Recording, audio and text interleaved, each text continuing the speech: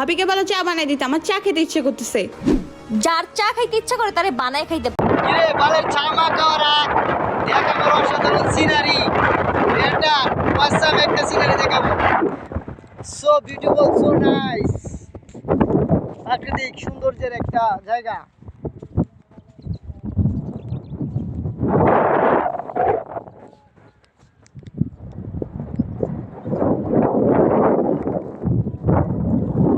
So guys, আমরা এসে পড়ছি অসাধারণ একটা হাওরে।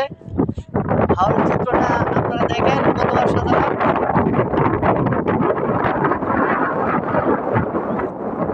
এরকম একটা দৃশ্য পেলে কে না ছবি তুলতে চায়।